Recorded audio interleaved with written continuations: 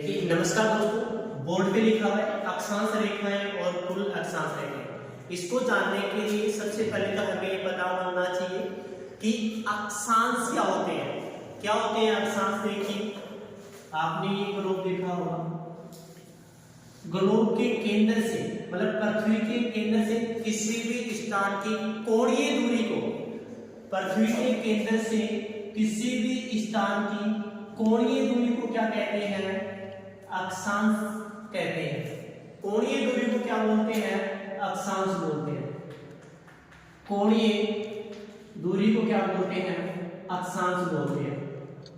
तो कोणीय दूरी की बात करें तो ये केंद्र से कोणीय दूरी मापते हैं अपन यहाँ, तो ये 0 मतलब 180 डिग्री का कोण बनता है। तो इसको अपन क्या बोलते हैं? भूमध्य रेखा बोलते हैं। क्या बोलते हैं?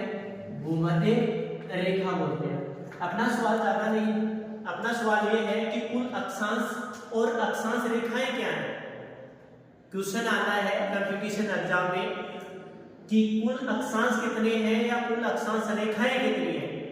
तो कुल अक्षांश की बात करें, कुल अक्षांश की बात करें तो कितनी है? कुल अक्षांश की बात करें, ये कुल अक्षांश की बात करें तो आप सभी को पता होगा कुल अक्षांश रेखाएं कितनी होती हैं? 181 होती है। कितनी होती है? 181 होती है। और कुल अक्षांश कितनी होती है? कुल अक्षांश 181।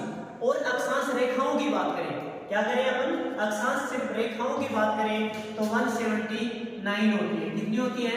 179 मतलब 179 होती है। अब ये सोचेंगे कि 179 कैसे अक्षांश रेखाओं की संख्या 181 है? नहीं, ये देखो 0 डिग्री अक्षांश रेखा है। कितनी है? कुल अक्षांश रेखाएं 179 है।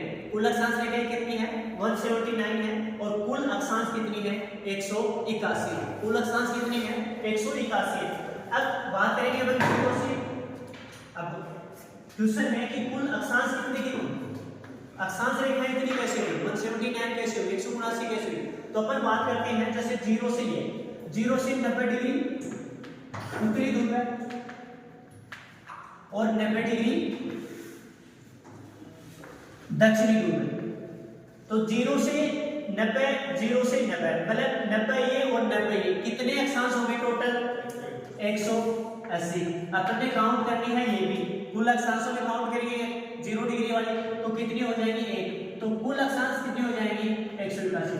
अब 0 डिग्री दक्षिणी और 0 उत्तरी ध्रुव और दक्षिणी ध्रुव वाली जो रेखाएं हैं, ये रेखाएं नहीं है, ये सिर्फ क्या है?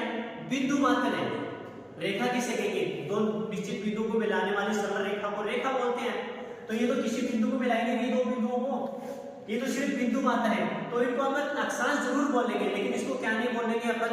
अक्षांश रेखाएं नहीं बोलेंगे। तो कुल अक्षांश कितने हैं? 179 है। अक्षांश रेखाओं की संख्या पूछी जाए, अपने को अगर अक्षांश रेखाओं की संख्या पूछी जाती है तो कितने लिखेंगे अपन?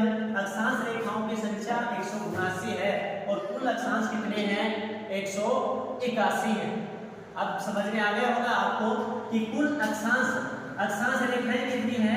179 मतलब 179 और कुल अक्षांश है 181।